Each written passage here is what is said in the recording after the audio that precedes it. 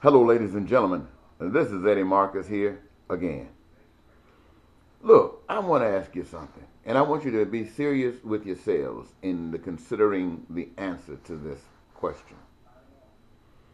How many of you, how many of you wish that you could really enjoy this life, that your dreams could come true? Now, I personally believe that every last one of you would love for your dreams to come true. I really do believe this. Now, many of you are so concerned about your own dreams till you don't care about the dreams of someone else as long as your dreams come true. And I know this is a fact. How do you switch that around? How do you change that around? Becomes a $365 million question. But these are obstacles that must be dealt with. Ladies and gentlemen, I only come to you because I recognize the problems that exist because of so many reasons that I won't list right now. But not only that, but because I have some solutions for those who are genuinely concerned. You see, we have problems in every avenue of life. I need you to admit this to yourselves. In every avenue of life. Look at medicine, for example. Somebody says, we need funds so we can do research on MS. Another says, we need funds so we can do studies on cancer. And the various different diseases that are catastrophic. Everybody's saying, we need money. And the system says we only got so much money. So you got these different sicknesses and diseases competing for public money for support of their causes. And we the people recognizes that all of us can require some services from any of these at any given time. And so it would be expedient for us to be concerned about every last one of them, that every last one of them have what they need to do the adequate research to meet any need that they might be confronted with. That should be our concern as human beings. Okay, so when we look at that, what is the main problem that prevents that? Well, what are they seeking? They are seeking money. So they need money. Keep that in mind. We need money to further that cause. But look in other areas. Just look at, say, jobs, for instance. We see people looking for jobs here and there, and you find jobs going overseas, trying to spread the market so that whoever benefits the most in these markets can consider and continue to benefit most. And you find people who are left out, who can't do this, who can't do that. I mean, this is real. Consider this. Consider the people who are pushed down to the bottom to such an extent it seems like the only thing that they can indulge themselves in, and it's due to a system that put them in this position, is crime and violence, dealing in illicit things, selling drugs, prostitution, gang banging, mafia banging, white collar banging. All of these we are confronted with. And the reasons, if you ask any of them, is because they are trying to make sure that their dreams, if not able to come true, at least share a little bit in it. We got people who come to this country because of the country that they lived in was so devastatingly abusive, and came here and found out this nation wasn't anything better, till they are willing to go somewhere else and join up with some, what you call, terrorist group to fight against everybody. These things exist, and we should ask ourselves why. But I want you to know this, ladies and gentlemen, in asking yourselves why. Ask yourself this. Do you truly deserve to have your dreams come true? I know you really want them to, but do you really deserve to have them come true? Now, I'll say this to you. If you feel that your dream is number one, you really don't care about another person's dreams coming true, they can, fine with you, they don't, fine with you, then the truth of the matter is, you do not deserve to have your dreams come true. You see, If one human being on the face of the earth deserved to have their dream come true, then every human being on the face of the earth deserves to have their dream come true. And wherever wherever a virus comes that would deter or tear away or strip away at the dream of anyone, it is the responsibility of all of the rest of humanity to turn against that and straighten it out. Now, let me tell you why I tell you this. I know you are kind of hung up and you don't understand what I'm saying, but I'm going to tell you another truth that you can't argue with. The entire existence does so without any input from us per se. In other words, an unknown spirit, something we don't really know. We've heard all kinds of things and we might believe all kinds of things. But the truth of the matter is, regardless of whatever we believe, this earth exists at the power of another that we can't put our hands on. We exist at the power of another that we can't put our hands on. And so we look at this earth and its ability to provide what we need to survive.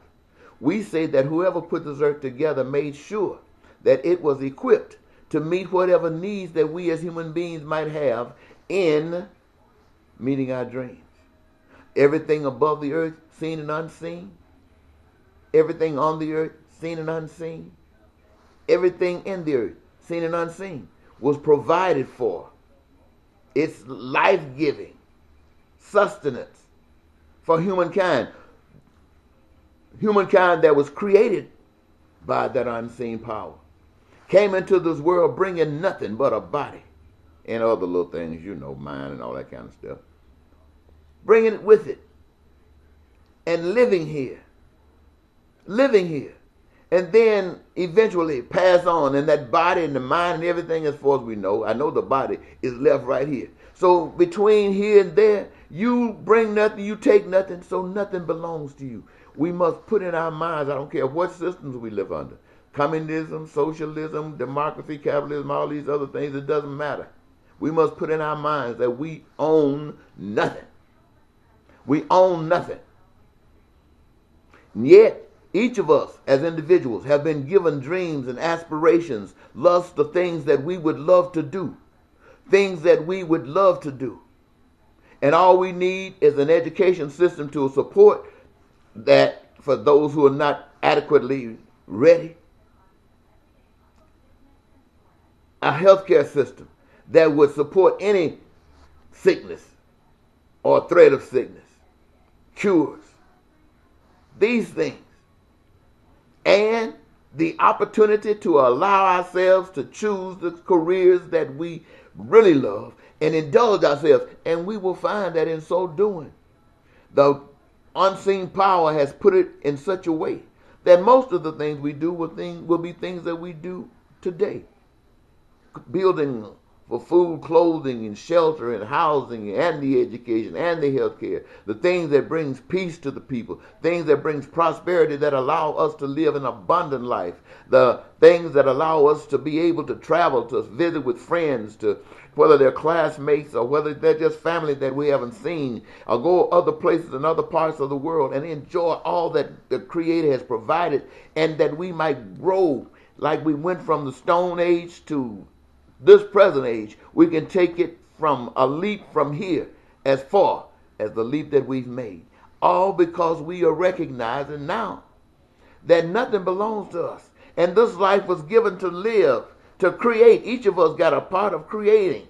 And in creating, it entitles every last one of us to share in all of the good, all of the services that we desire to share of, that we the people have created, because it belongs this much to the service of the people.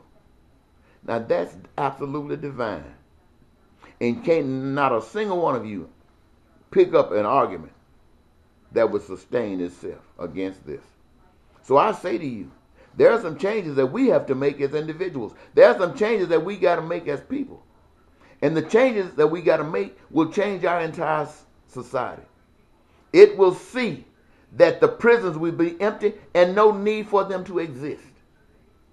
We will see that financial institutions are not needed because nothing does finance do but to bring burdens to the people and glory and benefit to others. In this new society that I speak to you about, ladies and gentlemen, we are all kings and queens and prince and princesses. And we don't have an argument with anybody. So I'm saying to you, those of you who go to church, I want you to know this. This power that I'm speaking to you about is not a Republican or conservative. This power that I speak to you about is not a Democrat. This power that I speak to you about does not recognize itself in the form of a man or a woman. This power that I speak to you about is a power of spirit. It's a power of love. It's a power of a jump so far from what we have been taught in this society to using your mind for this is like going into the stratosphere. But it's there. And I call on you, ladies and gentlemen. I challenge you, those of you who call yourselves Christians. There's nothing Christian about the Republican Party. You've been there for as long as you've been there. They ever talked about the kinds of things that I've just shared with you? You in the Democratic Party. They ever talk to you about the kinds of things that I've just shared with you? And you call yourself a Christian, one that Jesus went on the cross for, died to show you that sometimes if the things are not working right, you got to stand up, even if it means putting your life on the line. This is the way freedom and liberty is guaranteed to the people. It is guaranteed because you refuse to accept anything other than that. And when you refuse to accept it, then whoever's trying to put it on you will finally give in. And life wins.